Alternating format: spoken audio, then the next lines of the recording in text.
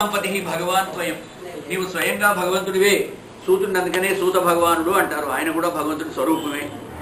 దేవక్యాం వాసుదేవస్య జాతోయస్య చికీర్షయ, దేవకీయంతో అవతరించాడో ఏ భగవంతుడైతే కృష్ణ పరమాత్మ, ఆయన యొక్క కథనంతా కూడా నీవు చక్కగా ఎరుగుదు కనుక చెప్పమని చెప్పి అడుగుతున్నారు. యస్యావతారో భూతానాం క్షేమాయచ భవాయచ, ఎవరి అవతార కథలు వింటే క్షేమం కలుగుతుందో, ఇహలోకంలో సంతృప్తి కలుగుతుందో అలాంటి కథలు చెప్పమని చెప్పి సూతుల వారిని వాళ్ళందరూ అడగడం. ఆయన చెప్తూ ఉన్నాడు, భీషాస్మాద్ వాతఃపవతే భీషోదేతి సూర్య. అయ్యా ఏం చెప్పమంటారు ఋషులారా, ఎవరి యొక్క భయంతో అయితే సూర్యుడు వెలుగుతూ ఉన్నాడో, ఎవరి భయంతో అయితే చంద్రుడు వెలుగుతూ ఉన్నాడో, వాయువాతి ఎవరి భయంతో అయితే ఈ వాయువంతా కూడా వీస్తూ ఉందో అలాంటి భగవంతుడు. భీషాస్మాద్ వాతఃపవతే భీషోదేతి సూర్య భీషాస్మాద్ అగ్నిశ్చేంద్రశ్చ, అగ్ని ఇంద్రుడు మిగతా వాళ్ళంతా కూడా ఈ భీష లేకపోతే ఎవరు పనిచేయరు. అందుకే అధికారి కనుక లేకపోతే ప్రతివాడు కూడా నిద్రపోతారు. అందుకని అధికారి అయినటువంటి వాడు తప్పకుండా తన దగ్గర పనిచేస్తున్న వాళ్ళని కూడా గమనిస్తూ ఉంటాడట, వీళ్ళు ఎంత పని చేస్తున్నారు, ఎక్కడ చేస్తున్నారు, ఎలా చేస్తున్నారు అని చెప్పి. కాబట్టి భగవంతుడు ఇది తీసేద్దాం కొద్దిగా,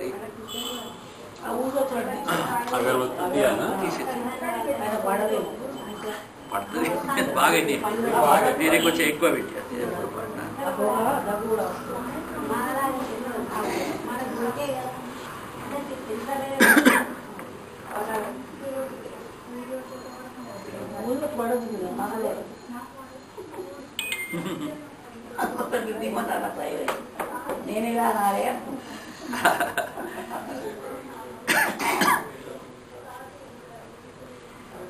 సూత శౌనక సంవాదం, సూతుల వారు శౌనకుల వారికి జరిగిన సంవాదం ఇదంతా కూడా వాళ్ళు అడుగుతూ ఉంటే ఆయన అనేక కథలు చెబుతూ ఏమంటున్నాడు, అయ్యా నారాయణం నమస్కృత్య నరంచైవ నరోత్తమం దేవీం సరస్వతీం వ్యాసం తతో జయముదీరయేతని ఎలా అయితే భాగవతం చెప్పాడో, ఆయననే ఆవేద వ్యాసుడే మనకి ధర్మాన్ని బోధిస్తూ అనేక రకాలైనటువంటి కథలు చెప్పాడయ్యా. కృష్ణుడు వెళ్ళిపోయిన తర్వాత ధర్మం ఎవరెవరిని శరణుజొచ్చిందో అని మీరు అడిగారు కదా. కృష్ణుడు అవతారం చాలించిన తర్వాత, ఈ భూలోకా నుంచి వెళ్ళిపోయిన తర్వాత ధర్మం ఎవరిని ఆశ్రయించింది అని మీరు అడిగిన ప్రశ్న మంచిగా ఉన్నది. ఈ ప్రశ్నకు సమాధానంగా చెప్తానని చెప్పి ఇది సంహృత్య భగవంతుని యొక్క వైభవాన్ని చెబుతూ ఉన్నాడు. భక్తి యొక్క మహాత్మ్యాన్ని, రహస్యాలు చెబుతూ ఆ సూతుల వారు అంటూ ఉన్నారు. ఇదే విషయాన్ని వ్యాసుల వారు దేవతలందరికీ కూడా కూర్చున్నప్పుడు చెప్పినటువంటి ఆ యొక్క సత్సంగతిలో చెప్పినటువంటి కథనే చెబుతాను. విప్రాణాం రౌమహర్షణి అంటే ఆయన ఎవరైతే ఆ రోమహర్షణి కుమారుడైనటువంటి సూతుడు అడిగినట్టు ఆ సూతుడు శౌనకాది మహాములు అడిగిన ప్రశ్నలన్నిటి కూడా ఆయన చెబుతూ ఉన్నాడు. ఏమని చెప్తున్నాడు అంటే భాగవతంలో పోతన్న కూడా అంటాడు, సముడయ్యవ్వడు ముక్తకర్మ చేయుడై సన్యాసి అయ్యుంటి ఓవ మహాభీతివో కుమారయ్యనుసును వ్యాసుండు చీరంగా. ఇంతకుముందు మనం చెప్పుకున్నట్లుగా ఆయన హే పుత్ర అంటూ అరుస్తూ పాపం ఆయన వెంట కొడుకు వెంట పడ్డాట. ఆయన ముందుకు వెళ్ళాడు.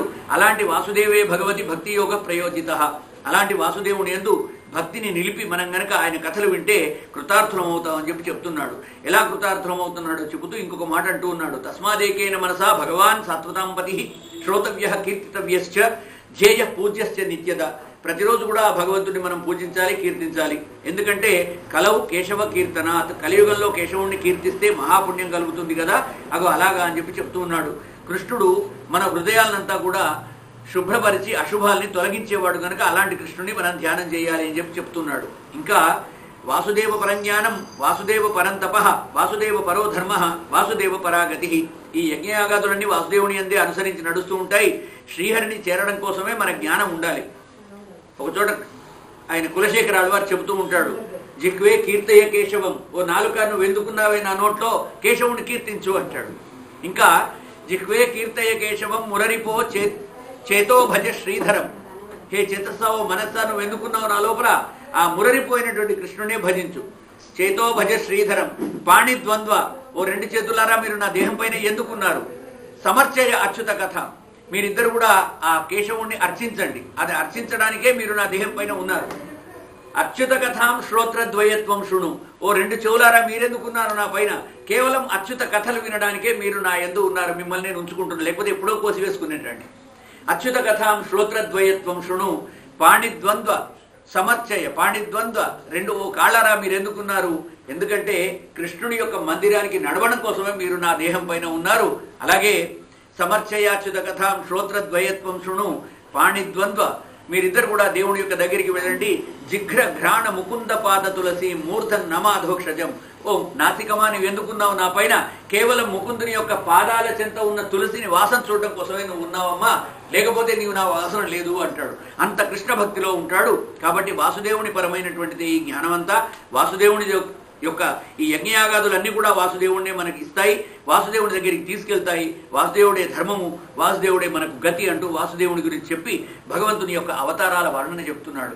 ఎందుకంటే ఆయన ఎన్ని అవతారాలు ఎత్తి ఎన్నిసార్లు ఈ భూలోకంలో యదా యదా హి ధర్మస్య గ్లానిర్భవతి భారత. గ్లాని అంటే కష్టం. ఎప్పుడెప్పుడైతే ఈ భూమి మీద కష్టాలు సంభవించాయో వాటిని పోగొట్టడం కోసం ఆయన అవతరించి ఒక్కొక్క రూపంలో అవతరించాడు. ఒక్కొక్కసారి సుదీర్ఘ అవతారాలు ఎత్తాడు, ఒక్కొక్కసారి మానవ అవతారం ఎత్తాడు. మనిషి యొక్క జన్మ ఎలా ఎత్తాడో అలాగా మనకు అవతారాలు ఎత్తాడు ఆయన. మొట్టమొదటికి ఎవరు పుట్టారంటే నీళ్లు పుట్టాయి. ప్రపంచం అంతా కూడా సృష్టి మునిగినప్పుడు మొత్తం నీళ్లుగా ఉన్నప్పుడు విష్ణుమూర్తి బ్రహ్మదేవుడిని ఆజ్ఞాపించాట సృష్టి రచన చేయమని. దాని వేదంలో చెప్తారు, సంహితలో 3వ కాండలో చెప్తారు. ప్రజాపతిరకామయత ప్రజాసృజేతి సతపో తప్యత సతపస్తప్త్వా. ప్రజాపతి రకామయత, విష్ణుమూర్తి చెప్పంగానే ప్రజాపతి అనుకున్నట్టు అవును సృష్టి కార్యం చేయాలి, ఎలా వీళ్ళందరినీ నేను సృజించాలి అని చెప్పి ఆలోచిస్తూ ఆ నీళ్ల మధ్యలో ఉన్నప్పుడు పెద్ద చర్చ జరుగుతుంది. మొట్టమొదట అందులో జలచరం ఒకటి పుట్టిందట. మీరు కొన్నాళ్ళు గోలెల్లో నీళ్లు నింపి పెడితే అందులో పురుగులు పుడతాయి, వాటిని ఎవరు పుట్టించరు. ఈ భూమి మీద పుట్టేటువంటి జీవరాశులు కూడా 4 రకాలు ఉంటాయి. ఉద్భిజాలు, అండజాలు, అలాగే జరాయుజ, అండజ, ఉద్భిజ, యోనిజాలు. ఇలాగ 4 రకాలుగా ఉంటారు. అండజాలంటే గుడ్డులోంచి పుట్టే పిట్టలు, పాములు ఇలాంటివి. జరాయుజాలు అంటే మానవ మాతృలంతా కూడా. ఉద్భిజాలంటే చెట్లు, చేమలు ఇవన్నీ కూడా భూమిని చీల్చుకొని పుట్టేటువంటివి. స్వేదజాలంటే పేన్లు ఇలాంటివన్నీ కూడా చెమట లాంటి మురికి ఉన్న స్థలంలో పుట్టేటువంటివి. అయితే బ్రహ్మదేవుడు సృష్టి చేద్దామని కూర్చునే వరకు ఆ నీళ్లలో ఓ జలచరం కనిపించిందట. నేనే ముందు పుట్టా అన్నదట. అనగానే నువ్వెలా పుడతావే, నేను కదా నీకు కనిపించింది, నేను చూశాను ఇక్కడ నీళ్లలో. అంటే నువ్వు నన్ను చూసావంటే నీకంటే ముందు నేను ఇక్కడ ఉన్నట్టే కదా, ఉంటేనే కదా నువ్వు చూసావని. ఆ ఇద్దరికి ప్రజాపతి రకమైతే ప్రజాసృజయేతి అంటూ సంహితలో 3వ కాండలో మొదటి ప్రశ్నలో చాలా అద్భుతమైనటువంటి సంవాదం ఉంటుంది. ఏది ఒక జలచరానికి ఉన్న బ్రహ్మదేవునికి. అలాగా బ్రహ్మదేవుడు కల్పించిన తర్వాత ప్రజాపతి అనుకున్నాడు వీళ్ళందరినీ కూడా చేయాలని. దేవుడు మొట్టమొదటిసారిగా ఒక అవతారాలు కల్పించి ఇలాగా భగవంతుడు ఎక్కడెక్కడ పుట్టాడో వాటి గురించి వీళ్ళు అడిగిన ప్రశ్నకు చెప్తూ ఉన్నాడు. ఆ ప్రజాపతి ఎవరిని ముందు కల్పించాడు, ఎలా పుట్టారని చెప్పి చెప్తూ సనక సనందన, సనత్కుమార, సనత్ సుజాత, నారదాదులందరూ కూడా బ్రహ్మగారి మానసపుత్రులైనారు. అలాగే కపిలావతారం, దత్తావతారం, యజ్ఞరూపము, ఉరుక్రముడు, అలాగే పృథు, మత్స్యావతారం, కూర్మావతారం, వరాహావతారం, మత్స్యకూరు వరాహ, నారసింహావతారం, వామనావతారం, రామత్రేయ, బుద్ధ, కల్కి, ఇలాగా 10 అవతారాలు మనకు తెలిసినటువంటి ఉన్నాయి చూశారా. ఇదంతా కూడా మానవ పరిణామ క్రమం. మానవుడు పరిణామంలో ఎలా పుడతాడంటే కోతి నుంచి పుట్టాడు, కొండెంగ నుంచి పుట్టాడు, ఇవన్నీ కూడా సైన్స్ చెప్తారు. వాళ్ళంతా కూడా అదంతా అబద్ధం అండి. మన వేదశాస్త్రం ఏమని చెప్తుందంటే మొట్టమొదటి మనిషి అనేవాడు ఎలా పుట్టాడంటే నీళ్లలో ఒక ప్రాణి పుట్టింది. ఆ పుట్టిన ప్రాణి పరిణామ క్రమంలో కేవలం నీళ్లలో తిరిగేటువంటి చేప అది మొట్టమొదటి అవతారం అని చెప్పి చెప్తారు మన వాళ్ళు. విశ్వసించి పురాణాల ప్రకారంగా రెండవది నేలపైన నీటిపైన రెండిట్లలో నడిచేటువంటి కూర్మావతారం పుట్టింది. మీరు తాబేలను చూడండి, నీళ్లలో నడుస్తుంది, భూమి మీద కూడా నడుస్తుంది. మూడవదైనటువంటిది ఇంకొంచెం జీవ పరిణామ క్రమం పెరిగిన తర్వాత జీవుడు పరిణామం చెంది వరాహంగా పుట్టాడట. అంటే కేవలం భూమిపైన నడిచేటువంటి ఒక వరాహ అవతారం ఎత్తాడు, వరాహంలాగా పుట్టాడని. ఆ తర్వాత వరాహం అయిన తర్వాత నారసింహం, సగం మనిషి సగం జంతువులాగా పుట్టాడని. ఆ తర్వాత పూర్ణ రూపమైన ఒక మనిషిలాగా వామనులాగా పుట్టాడని. సరైన రూపం రాలేదు కనుక ఇంకా అంతకంటే మంచి రూపమైనటువంటి రామావతారం ఎత్తాడని, తర్వాత కృష్ణావతారం. ఇలాగా మన అవతారాలన్నీ కూడా మానవుడి యొక్క జీవ పరిణామ క్రమం ఎలా ఉంటుందో అలాగా వచ్చినటువంటి క్రమాన్ని చెబుతూ ఉంటారు. భూమిపైన నడిచేవి, నీళ్లలో నడిచేవి, తర్వాత రెంటిపైన నడిచేవి, తర్వాత కేవలం భూమిపైన నడిచేవి, ఇలాగా చెబుతూ వస్తున్న క్రమంలో చెబుతూ ఉంటాడు.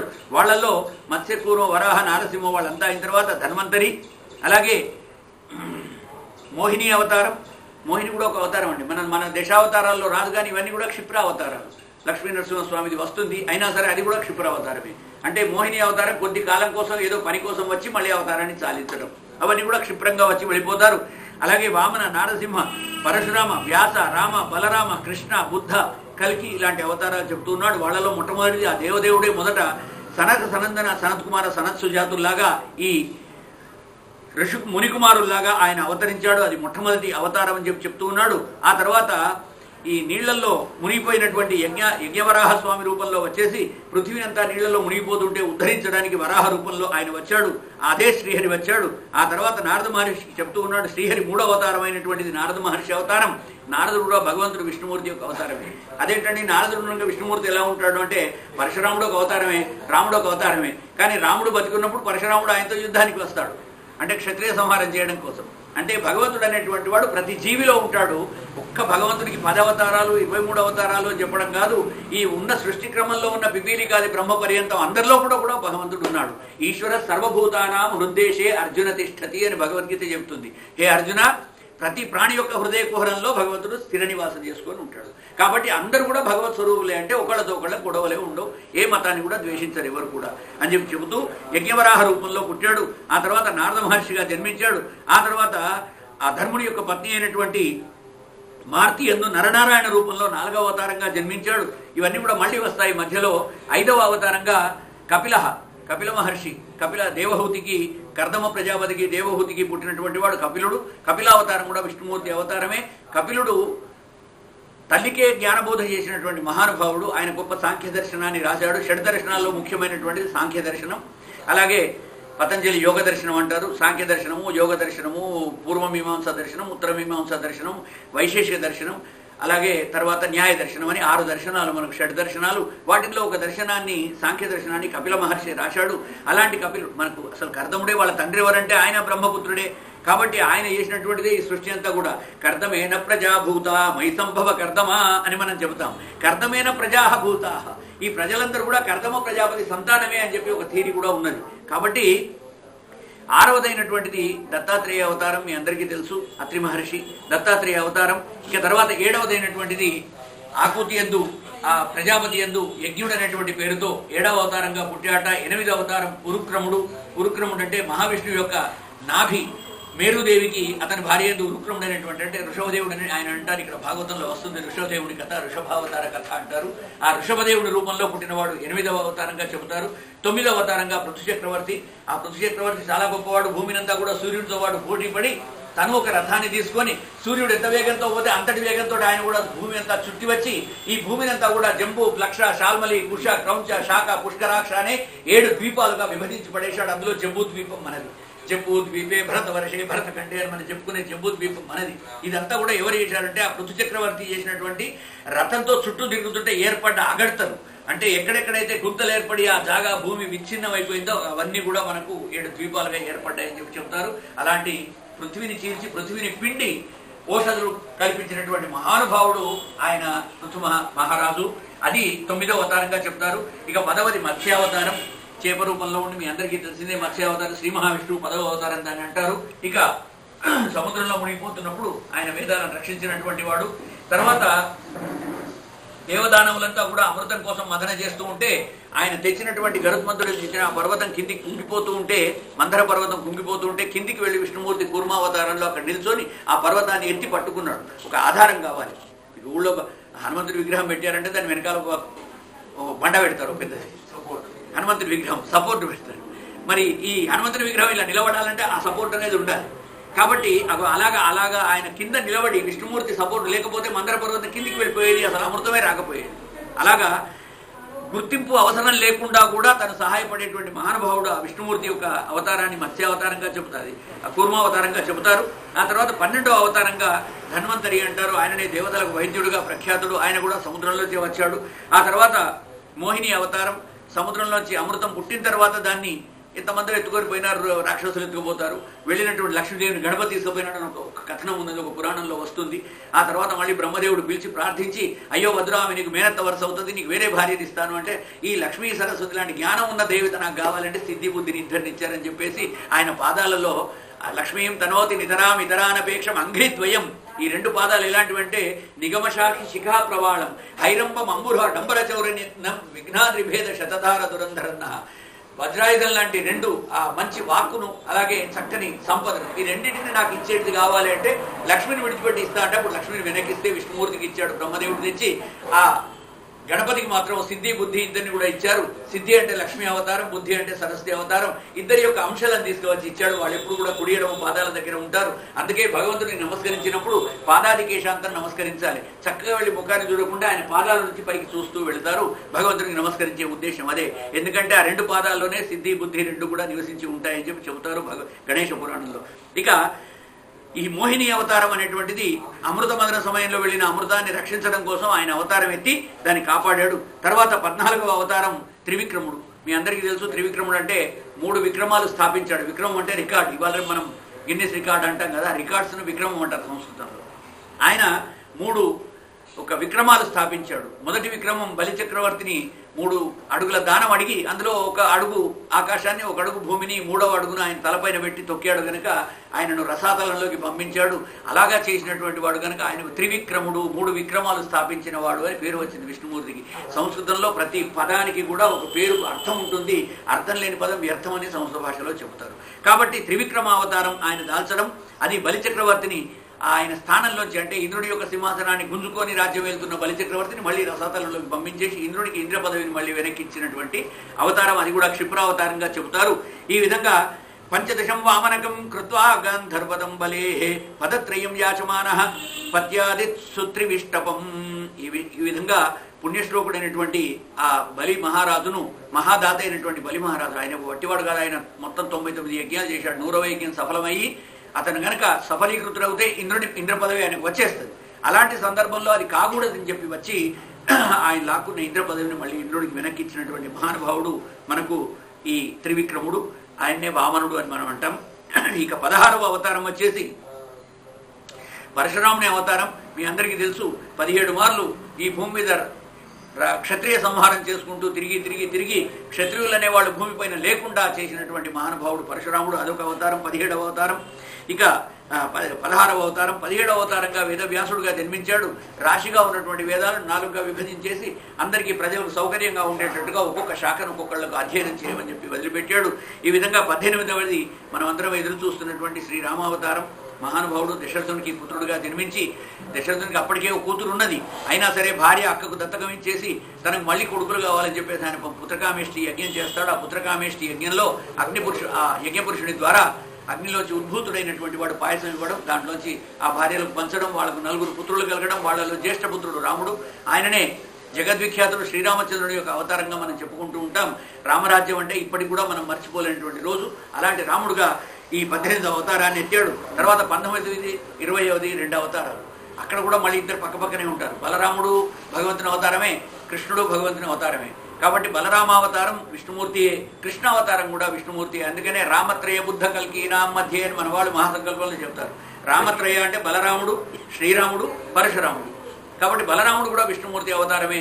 అది చిత్రం ఏమిటంటే కృష్ణుడు బతికున్నప్పుడు బలరాముడు కూడా బ్రతికుండడం, రాముడు ఉన్నప్పుడు పరశురాముడు ఉండడం. ఈ విధంగా భగవంతుడు అనేక రూపాల్లో జన్మించాడు తప్ప మనం అనుకునేటువంటి కేవలం 10 అవతారాలే కాదు అని చెప్పి ఇక్కడ ఋషులకి శౌనకాది మహాములందరికీ కూడా సూతుల వారు చెప్పాడని చెప్పి వేదవ్యాసుల వారు చెప్పిన మాట చెప్తున్నాడు. ఇదంతా కూడా సూత శౌనక సంవాదం అని చెప్పి చెప్తారు దీన్ని.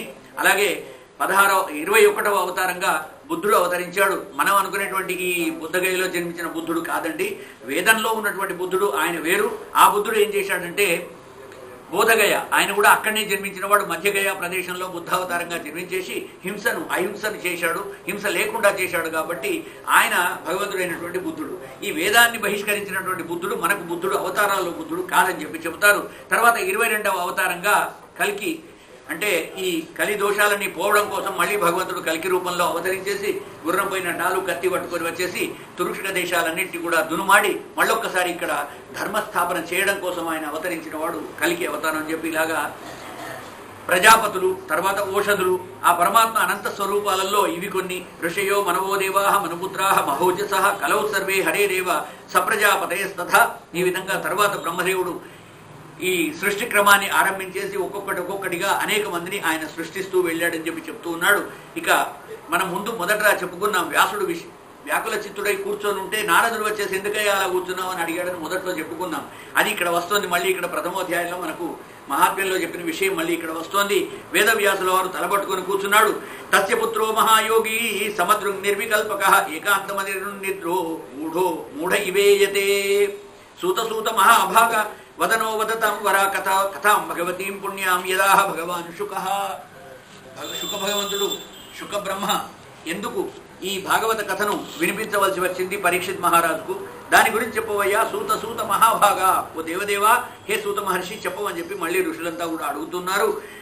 అప్పుడు ఆయన చెప్తూ ఉన్నాడు, కస్మిన్ యుగే ప్రవృత్తేయం స్థానేవాకేన హేతున కుత సంచోదిత కృష్ణ కృతవాన్ సమితముని. అయ్యా ఏ యుగంలో ఏ ధర్మంలో ఇది జరిగింది ఈ భాగవత కథ, దాన్ని కూడా చెప్పండి అని చెప్పి వాళ్ళందరూ అడగడం. అప్పుడు చెప్తూ ఉన్నాడు, ఇక కొందరు స్త్రీలందరూ కూడా శుక మహర్షి ఎందుకు చెప్పాల్సి వచ్చింది అంటే, కొందరు స్త్రీలందరూ కూడా నదిలో స్నానం చేస్తూ ఉంటే వేదవ్యాసుల వారు కొడుకా నడుచుకుంటూ కొడుకు వెంటబడ్డా అట. పాపం ఎక్కడ పోయినాడో తినలేదు పొద్దున్న నుంచి అని చెప్పి తండ్రి కొడుకు పుత్ర ప్రేమ బాగా ఉంటుంది. అశ్వత్థామ దుష్టుడైనా సరే ద్రోణాచార్యుడు అశ్వత్థామకు బ్రహ్మాస్త్ర విద్య నేర్పించాడు. ఎంత దుష్టుడైనా కొడుకే కాబట్టి కొడుకు మీద ఉండేటువంటి పుత్ర ప్రేమ వేరే తీరుగా ఉంటుంది. బిడ్డల మీద ఉండదని కాదు, కూతుర్ల మీద ఉంటుంది, కొడుకుల మీద కాస్త ఎక్కువ ప్రేమగా చూపుతారు. కనుక ఆ వ్యాసుల వారు కొడుకు వెంటబడి పరిగెత్తుతుంటే ఉరుకుతుంటే ఓసారి ఏం జరిగింది, అక్కడ అందరూ స్నానం చేస్తున్న స్త్రీలంతా కూడా వేదవ్యాసుల వారు వస్తుంటే టక్కలు లేచి అందరూ కూడా చీరలు చుట్టుకొని నిలబడ్డారంటే ఎవడో మగ పురుషుడు వస్తున్నాడు అని, సహజమైన స్వాభావికమైన స్త్రీ గుణంతో. కానీ అదే అంతకుముందు వెళ్ళినటువంటి శుకబ్రహ్మ వెళుతుంటే పరిగెత్తుతుంటే ఎవరు కూడా లేవలేదు, చూడలేదు.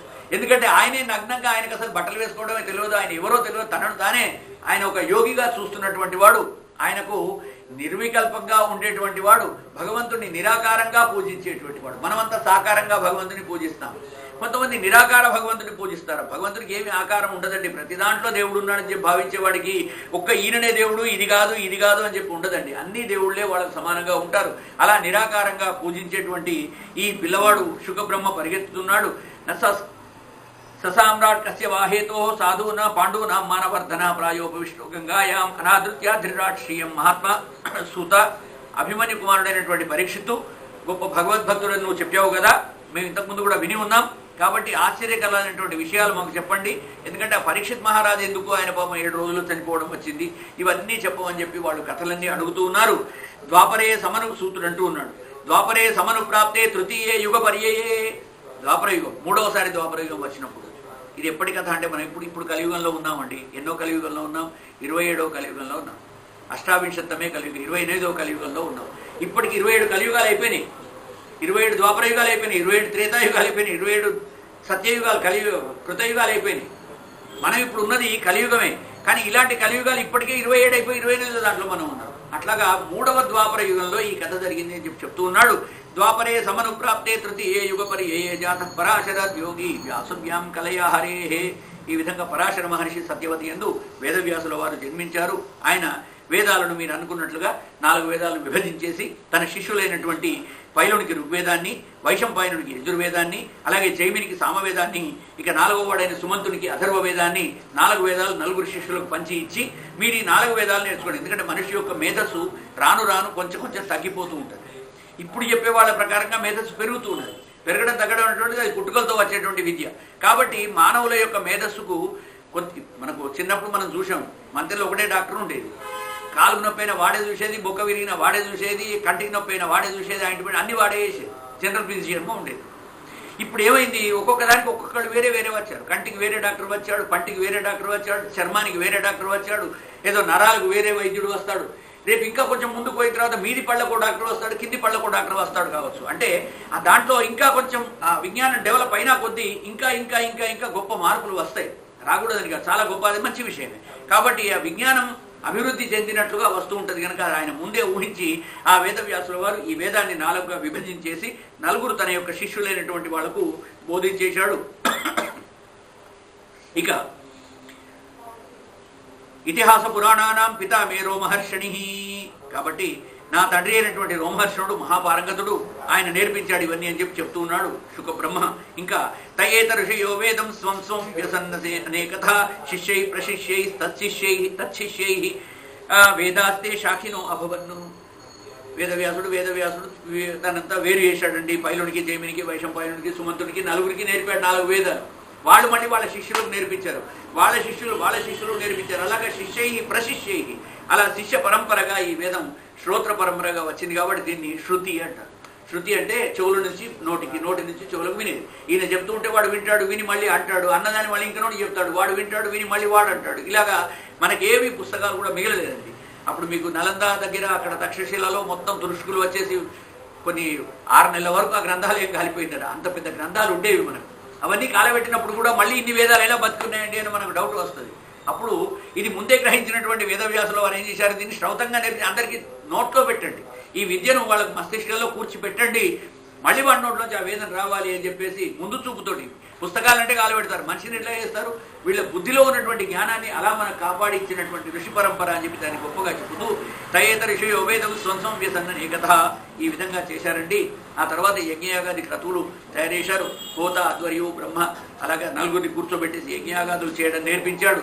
ఇక ఇలా అంతా చేసిన తర్వాత కూడా ఎంతో వేదవ్యాసుడు వ్యాసీకరణ చేసిన తర్వాత కూడా ఓ శౌనకాది మహామునులరా ఆయనకు ఒక చింత పట్టుకున్నది. ఎందుకో భగవంతుడికి నా పైన ఇంకా ప్రేమ కలుగుతలేదు, నా మీద ఇంకా ఎందుకో ఆయనకు సరి అయినటువంటి ఆ వాత్సల్యం కుదరట్లేదు, నాకు కూడా ఎందుకో తృప్తి కలగట్లేదు, ఏదో మనసులో కొంచెం వెలితి ఉన్నది.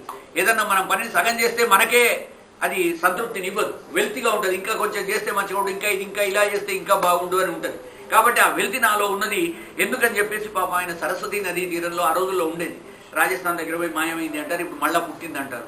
ఆ సరస్వతి నది గుప్తగామిని, ఎక్కడ 2 నదులు కలిసినా 3వ నదిగా సరస్వతి నీ కింద నుంచి వచ్చి కలుస్తుంది అని చెప్పి చెప్తారు, త్రివేణి సంగమం అని.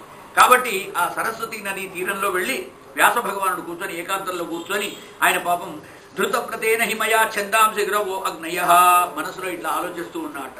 నేను నిష్కపట భావంతో బ్రహ్మచర్యాన్ని పాటిస్తూ ఎన్నో వ్రతాలు నోములు నోచి భగవంతుని ధ్యానిస్తూ ఇంత గొప్ప వేదాన్ని నేను విభాగం చేస్తే కూడా ఆ ఎవరెవరు చదవాలి ఎవరు చదవకూడదనే నియమాలు కూడా పెట్టి నేను చేస్తే కూడా నాకు ఎందుకో ఇంకా తృప్తి కలుగుతలేదైనా మనసులో భగవత్ ప్రాప్తికి సాధనాలైనటువంటిది ఏమన్నా ఉంటే అవి నాకు తెలుసుకోవాలని ఉంది అని వ్యాసుడు అలాగా అనుకుంటుంటే ఇలా మనసులో భావిస్తున్న సందర్భంలో మనోగ్రాహి అయినటువంటి నారద మహర్షి అక్కడ ప్రత్యక్షమైనాడు.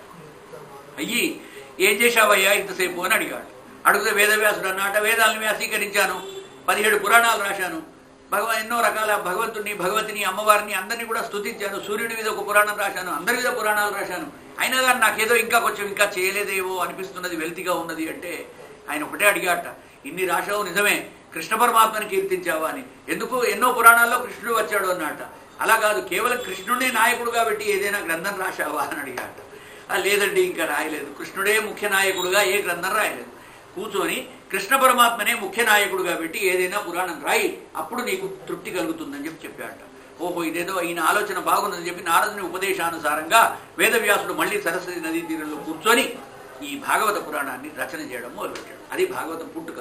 కాబట్టి భాగవతాన్ని రచించాడు. తస్యైవం కిలమాత్మానం మన్యమానస్య కించితః కృష్ణస్య నారదోభ్యగాద ఆశ్రమం ప్రాగుదాహృతం అలా వచ్చేసి చెప్పాడు. అలా పారాశర్య మహాభాగా భగవతః కచ్చిదాత్మనః పరితుష్యతి శారీర ఆత్మా మానస ఏవవా. ఇక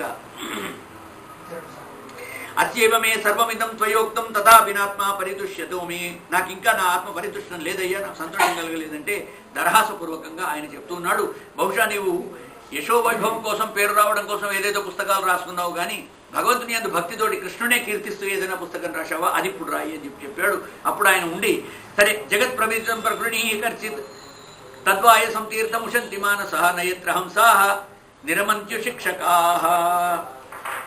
వేదాలు చాలా కఠినంగా ఉంటాయి, వాటిని పానం చేయాలంటే హంసలకు చాలా యోగ్యంగా ఉంటుంది, కాకులు పిట్టలు ఎలా తాగలిస్తావయ్యా అలాంటి రసాన్ని. కాబట్టి వేదాలను సరళీకరణం చేసుకుంటూ వేదాల్లో ఉన్న సారాన్నే భాగవతంలోకి దింపుతూ రాస్తానని చెప్పి ఆయన పాపం మొదలుపెట్టాడు. ఉరుక్రమస్య అఖిల ముక్త బంధవే, ఉరుక్రముడు ఎట్లాగైతే బద్ధ విముక్తం చేశాడో అలా చేశాడో వ్యాస మహర్షి, నీవు విద్వాంసునివి, విచక్షణో స్యార్ యది వేదితుం విభో తతో భవాన్ దర్శనాయ చేష్టితం విభో. నీ యొక్క చేష్టలు శృణ్వంతి గాయంతి గృణంతి సాధవః. ఏ భాగవతాన్ని చదివితే సాధువులంతా కూడా విని చదివి చూసి ధరిస్తారో అలాంటి దాన్ని నువ్వు రాయమని చెప్పావు, నేను అదే రాస్తున్నానని చెప్పి కలవు కేశవ కీర్తన, కేశవుని కీర్తిస్తూ ఈ భాగవతాన్ని రాశాడట. ఎందుకంటే నా వాసుదేవ భక్తానాం అశుభం విద్యతే క్వచిత్, వాసుదేవుని కీర్తించే వాళ్ళకి ఎక్కడ కూడా అశుభం కలగదు కనుక అలాంటి దాన్ని రాశాడు. అయితే నారదుడు ఇదంతా కూడా నారద వ్యాస సంవాదం. నారదుడు చెప్తున్నాడు కదా, నువ్వు రాయమని చెప్పి ఏదైనా ఒక భాగవతం రాయవయ్యా అని చెప్పాడు కదా, ఇది నారద వ్యాస సంవాదంలోకి వస్తుంది. అప్పుడు వేదవ్యాసుడు నారదుడు చెప్పిన మాటలు విని రాయడానికి పూనుకొని అయ్యా ఇది రాస్తాను కరెక్టే, సరే భగవంతుడిని కేవలం కృష్ణునే కీర్తిస్తూ నేను రాస్తానని చెప్పి ఆయన ప్రారంభించాడు. ఇది విన్నటువంటి శౌనకాది మహాములంతా మళ్ళీ సూతుని అడుగుతున్నారు, అయ్యా నువ్వు రాస్తున్నావు నిజమే, కానీ ఈ నారదుడు ఎవరు అసలు, ఈ నారదుడు ఎవరికి పుట్టాడు, నారదుని కథ ఏందో మాకు చెప్పకపోతే మాకు ఎలా తెలుస్తుంది అని మళ్ళీ వాళ్ళు ప్రశ్నించడం. అప్పుడు చెప్తున్నాడు నారద మహర్షి చెప్తున్నాడు వ్యాసుడితోటి, నారదుడు అడిగాడయ్యా ఇలాగే మీరు అడిగినట్లే. అప్పుడు నారద మహర్షి తన యొక్క జన్మ వృత్తాంతాన్ని ఏదైతే వ్యాసుల వారికి వినిపించాడో దాన్ని మీకు చెప్తాను వినండి. అహం పురాతీత భవే అభవం మునే దాస్యాస్తు కస్యాశ్చన వేదవాదినాం. అయ్యా ఏం చెప్పమంటారు, నేను ఒక దాసీపుత్రుడిని. పూర్వకాలం మా ఇంటికి ఎంతమందో ఋషులు సాధువులు సత్పురుషులు సన్యాసులు వస్తూ ఉంటే వాళ్ళందరూ తిన్నటువంటి మిగిలిన ఆహారాన్ని నేను భుజించేవాడిని. మా అమ్మ దాసీ స్త్రీ, వాళ్ళ ఇంట్లో పనికత్తే కాబట్టి అన్ని పనులు చేస్తూ ఉండేది. ఆమె అన్ని పనులు చేసిన తర్వాత ఆమెకు తోడు వాదోడుగా నేను కొడుకును కనుక ఆమె వెంట నేను ఉంటూ పాపం మన పని మనిషి కొడుకు వెంట వచ్చినట్టుగా నేను వచ్చి అంతా చేస్తూ ఉండేవాడిని. ఉచ్చిష్టలేపనానుమోదితో ద్విజైహి, బ్రాహ్మలు వదిలినటువంటి ఉచ్చిష్టాన్ని ఎంగిలిని నేను తిన్నానయ్యా, అలా ఉన్నాను నేను. సకృత్స్న భుంజే తదపాస్త కిల్బిష, కాబట్టి ఆ పాత్రలు నేను శుభ్రం చేస్తూ ఉండేవాడిని. వాళ్ళు తిన్న పదార్థాలను ప్రసాద రూపంగా ఒక్క పూట మాత్రమే నాకు అన్నం దొరికేది. అలా తింటూ కష్టపడి నేను ఎంతో ఆ ఋషుల యొక్క సాంగత్యంలో, పెద్దవాళ్ళ సాంగత్యంలో, అందుకనే సత్సంగతి అంటూ ఉండాలి అంటారు. మంచి వాళ్ళతో స్నేహం చేస్తే మంచి జరుగుతూ ఉంటుంది. ఇంగువ కట్టిన బట్టకు ఇంగు వాసన వస్తుంది. మంచి అనేటువంటిది చాలా కష్టంగా వస్తుంది, చెడు అనేటువంటిది చాలా తొందరగా వస్తుంది. మీరు కమ్మరింటికి వంగానే అవసలింటికి వంగానే ఇంత మషి అంటుకుంటుంది, కానీ అవసలింటికి పోతే బంగారం అంటుకోదు. కమ్మరింటికి పోతే ఇంత మషి అంటుకుంటుంది. వాళ్ళ కొలిమిది మషి దుమ్ము ధూళి బూడిద లేస్తూ ఉంటుంది కదా, అది కమ్మరింటికి పోతే అంటుకుంటుంది, కానీ అవసలింటికి పోతే మీ బంగారం అంటుకుంటుందా, మరి వారి ఇంట్లో బంగారం పని అయితే ఉంటుంది. కాబట్టి మంచి అనేటువంటిది చాలా కష్టంగా వస్తుంది అయ్యా, చెడు అనేటువంటిది చాలా తొందరగా మనకు అబ్బుతుంది. తత్రాన్మహం కృష్ణ కథా ప్రగాయతాం, అట్లాంటి చోట నేను కృష్ణ కథలు వింటూ ఆ సన్యాసులు సాధువులు అందరూ కూడా చెప్తున్నటువంటి కృష్ణ కథలన్నీ వింటూ ఉండేవాడిని.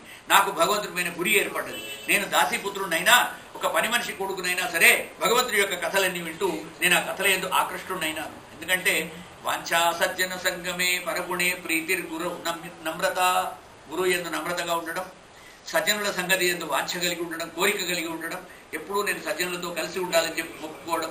కొంతమందికి చాలా అదృష్టంగా దొరుకుతూ ఉంటారు, మంచి ఇంటి చుట్టూ నేబర్స్ మంచి వాళ్ళు దొరకడం, ఆ కాలనీలో గుడి ఉండడం, అందరూ కూడా ఇంత గుడికి పోవడం, భక్తిభావంతో ఉండడం, అలాగే వాళ్ళతో మాట్లాడే వాళ్ళు కూడా మంచి విషయాలు చెప్పడం కొంతమందికి దొరుకుతూ ఉంటుంది. ఇంకా కొంతమందికి పొద్దున్న లేవగానే రోజు చూసినటువంటి వాడు ఎలాంటి వాళ్ళు ఉంటారంటే వాడిని కొట్టా వీడిని దంచా, ఇగో ఇప్పుడే వస్తుంటే పెద్ద యాక్సిడెంట్ అయింది, ఇద్దరు చచ్చిపోయినారు, వాడికి అన్ని ఇవే కలబడుతుంటాయి. కొంతమంది కళ్ళు అట్లాంటివే, చెవులు అట్లాంటివే, వాళ్ళ యొక్క మనసు అలాగే ఉంటుంది. భగవంతుడు వాళ్ళకి అంతటి వరకే ఇస్తూ ఉంటాడు.